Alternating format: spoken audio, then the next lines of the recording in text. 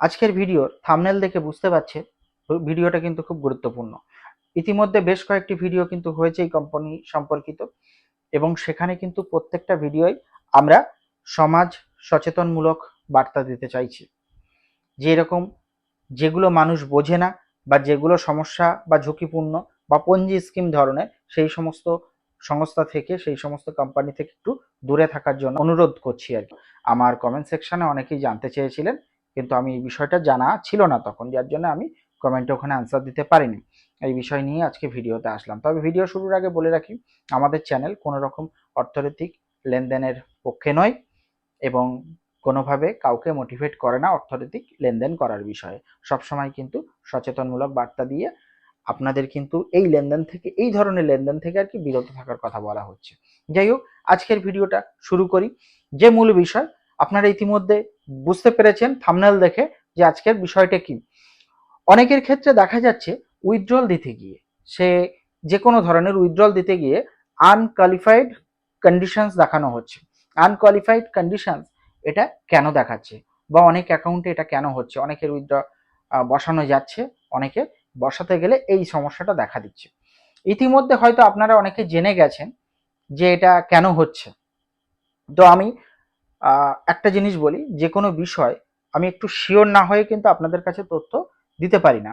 তার জন্য আমি বেশ কয়েকটি অ্যাকাউন্ট ঘাটাঘাটি করে অনেক জায়গা থেকে তথ্য নিয়ে যেটা বুঝলাম, যেটা বিষয়টা সামনে আমার মনে হয়েছে, যেটা এটার জন্যই এই ইন্টারফেসটা দেখানো হচ্ছে। সেটা কি? যদি দেখেন আপনারা কোম্পানির যে ওয়ালেট, সেই ওয়ালেটের মধ্যে প্রবেশ করে মাই সেকশনটাতে গিয়ে, আপনাদের মানে মাই মেনু সেকশনটাতে গিয়ে আপনারা যদি উপরে দেখেন যে পয়েন্টস বলে একটা জায়গা আছে, সেখানে যদি জিরো থাকে তাহলে জানবেন উইথড্র বসাতে গেলে এরকম কিন্তু আপনার ইন্টারফেস আসবে। তার মানে কি হলো, আপনার কিন্তু মিনিমাম ওই পয়েন্টসটা কি করে বাড়ে? রিজার্ভেশন করলে তবেই কিন্তু পয়েন্টসটা বাড়ে। আপনি যদি রিজার্ভেশন একটিও না করেন, সেক্ষেত্রে কিন্তু পয়েন্টস বাড়ে না। নর্মালি একটা রিজার্ভেশন করতে পারলে সেখানে 5 পয়েন্ট যোগ হয়, আর আপনারা ওইখানে গিয়ে মিশনের মধ্যে ক্লিক করে আপনারা ক্লেম করলে আর 5 যোগ হয়। তার মানে একটা রিজার্ভেশন করলে পার ডে হিসাবে আপনারা কিন্তু ওই রিজার্ভেশনের পক্ষে বা সাপোর্টে 10 পয়েন্ট পেতে পারেন। তো যাই হোক, এটা যদি জিরো থাকে তাহলে জানবেন আপনি কিন্তু উইথড্র করতে গেলে এইটা দেখানোর একটা চান্স থাকছে, এইটাই দেখাচ্ছে আমার যেটা মনে হয়েছে। হয়তো অনেকেই জেনে গেছেন এই বিষয়টা নিয়ে। তাহলে এবার কি হবে? আবার ভাবছেন তাহলে কি আবার ডিপোজিট করার ব্যাপার?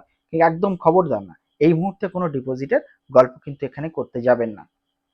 অনেকে এটা হয়েছে যে এর আগে 50 USDT অনেকেই ডিপোজিট করে ফেলেছিলেন, সেই সময় একটা ধুম পড়েছিল, হুড়োহুড়ি আবার পড়েছিল, যে সেকেন্ড টাইম ট্রেজার ফান্ড থেকে যখন উইথড্র দিচ্ছে তখন কিন্তু এই মানে 5,000-এর মতো আর কি, অর্থাৎ 50 USDT কিন্তু ডিপোজিট করেছিলেন, করে সেখান থেকে টাফ কনভার্ট করে আর কি আর্ন করে অনেকে উইথড্র নিচ্ছিলেন ইউএসডিটি।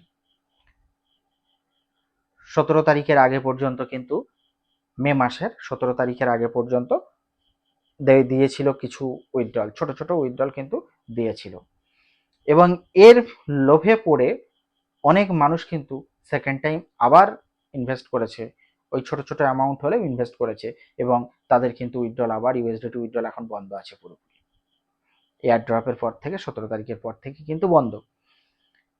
আবার মার্কেটে গুজব ছড়িয়েছিল বিভিন্ন মহল থেকে, বিভিন্ন মহল বলতে যারা সিনিয়র, বিভিন্ন সারাদিন ধরে মিটিং করছে, জুম মিটিং, এটা মিটিং সেটা মিটিং করে তারা জানাচ্ছে যে হ্যাঁ, এটা 25 তারিখের পরে উইথড্র শুরু হবে। তারপরে শুরু করলো কি না, 2 তারিখের পরে, 2 তারিখ পর্যন্ত এয়ারড্রপ আছে, 2 তারিখের পর থেকে আবার উইথড্র চালু হবে। এরকম ভাবে কিন্তু মানুষকে আবার মোটিভেট করছিল আগের মতো। তো তার জন্য বলবো যে আর কিন্তু কোনো ডিপোজিটের গল্পে যাবেন না। অনেকে ওই সময় ডিপোজিট করে রিজার্ভেশনটা করেননি, আপনারা টাফ ফান্ড করার জন্য হয়তো 30 দিনের জন্য বসিয়ে দিয়েছিলেন স্টেক, যেগুলো আছে আর কি, আপনাদের যে ওল্ড ফান্ড যেটা ছিল স্টেক আকারে, সেটা আর কি আনস্টেক করার জন্য বসিয়েছিলেন, পার ডে একটা ইনকাম করার জন্য, টাফ ইনকাম। ইতিমধ্যে 30 দিন সম্পূর্ণ হওয়ার আগেই আবার পোর্টাল লক হয়ে গেল, উইথড্রল কিন্তু ইউএসডিটি উইথড্রল বন্ধ।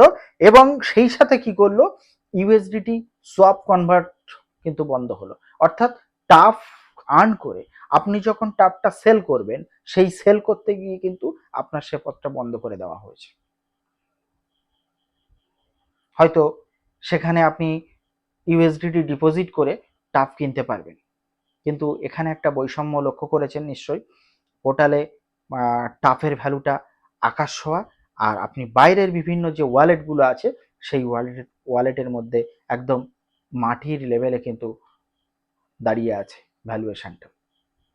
অনেকে স্বপ্ন দেখছেন এটা ভবিষ্যতে বিরাট একটা জায়গায় যাবে, এই টাফ ভ্যালুয়েশন হবে, একটা বিরাট কিছু মানুষকে দেবে। তো সেই বিষয় নিয়ে এখন আমি যাব না, আমি শুধু এখন একটা কথাই বলবো, এই আনকোয়ালিফাইড কন্ডিশনস দেখানো হচ্ছে একমাত্র আপনি ওখানে রিজার্ভেশন করেননি বলে। যদি এটাতে ভুল হয় অবশ্যই কমেন্ট করে জানাবেন। যদি কেউ রিজার্ভেশন না করে উইথড্র করতে পারছেন তাহলেও আমাকে জানাবেন, আমারও জানার প্রয়োজন আছে। তবে আমি বলে রাখি, এইটুকানি আমি অ্যানালিসিস করে বুঝলাম, রিজার্ভেশন না করলে ওই পয়েন্ট অপশানটা জিরো থাকবে, আর পয়েন্ট অপশানটা জিরো থাকলে আপনারা কিন্তু উইথড্রলে বসাতে পারছেন না, তখন কিন্তু ওই ইন্টারফেসটা দেখাচ্ছে। অনেকেই 5,000-এর মতো টাকা ডিপোজিট করে আবার কিন্তু ওই রিজার্ভেশনটা করতে পারেননি। এর জন্য কি হয়েছে, তারা কিন্তু এখন উইথড্রটা নিতে পারছে না। তাহলে তারা কি করবে, সেকেন্ড টাইম কিন্তু এখন তো সব বন্ধ, যে আপনি সেই টাফ সব করে ইউএসডিটি করবেন, তারপর রিজার্ভেশন করবেন, তারপর উইথড্র বসাবেন, সে গল্পও কিন্তু বন্ধ হয়ে গেছে। তাহলে আপনাকে কি করতে হবে, সেকেন্ড টাইম আবার উইথড্র করা মানে ডিপোজিট করার প্রয়োজন আছে। কিন্তু আমি বলবো এই রকম খামখেয়ালিপনা বিষয়ের মধ্যে মানুষকে রেখে, যারা স্বপ্ন দেখছে ভালো হবে, আমি তাদের স্বপ্নের বিরুদ্ধে বলছি না, কথা বলবো না। তারা স্বপ্ন দেখছেন, তাদের তাদের মানে তাদের স্বপ্ন দেখতে সাহায্য করুন সবাই, ঠিক আছে, কিন্তু আপনি নিজে বলিদান নিজেকে দেবেন না সেইখানে। এই জন্য আবার আমার সতর্কমূলক যে বার্তা, আপনি কি বলবো, কোনোভাবে ডিপোজিট এখন করতে যাবেন না, ওয়েট করুন কোন জায়গায় যাচ্ছে। টাফ কিন্তু বিরাট বিরাট একটা ডাউন হয়েছিল, মাঝখানে আবার হয়তো একটুখানি সামান্য একটু বাড়ার চেষ্টা করছে, কিন্তু যে মূল্য দিয়ে শুরু করেছিল সেই মূল্য কিন্তু তার আর নেই, তার ধারে কাছেও নেই। সেই জন্য একটু আর অনেকে বলছেন যে এটা ধরে রাখতে পারলে,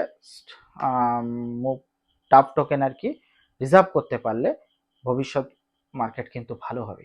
কিন্তু কোম্পানির উপর আস্থা রাখছে কজন, বেশিরভাগ মানুষ, বা বিশেষ করে যারা নতুন গ্রাহক এসেছিলেন লাস্টের দিকে, সেই সমস্ত গ্রাহকরা প্রচণ্ড পরিমাণে ক্ষতিগ্রস্ত হয়েছে কোম্পানির এই খামখেয়ালিপনার জন্য। কোম্পানি নোটিশ করে বলতে পারতো এইগুলো করতে হবে, যারা নতুন এসছে তাদের জন্য হয়তো এটা আগের সিস্টেম থাকতে পারে, অনেকে বলতে পারেন পুরনো যারা ইউজার আছেন যে এই 0.0 থাকলে আগে হয়তো উইথড্র হতো না, হতো কি হতো না আমি জানি না, তবে সেটা নয়, নতুন করে যখন ফান্ড শুরু করেছেন পুরো সিস্টেমের যা যা রুলস রেগুলেশন আছে সবটা কিন্তু আপনার আবার দেওয়া উচিত ছিল। কারণ আপনার কিন্তু মোস্ট অফ দ্য ইউজাররা, নতুন ইউজাররা, তারা কিন্তু টোটাল অজ্ঞ এই বিষয়টা নিয়ে। আর এদেরকে এই পথে যখন আনা হয় বিভিন্ন রকম ভুল বার্তা দিয়ে, তাদের কাছে একটাই, যারা যারা নতুন জয়েন করেছেন তাদের কাছে যে কোনো উপায়ে সিনিয়ররা প্রথম কথা যে আমি ছলে বলে কৌশলে তার কাছ থেকে 10টা হাজার অন্তত কমপক্ষে বার করব, 20টা হাজার বার করব, করে এই সিস্টেমের মধ্যে তাকে ঢুকিয়ে দেব।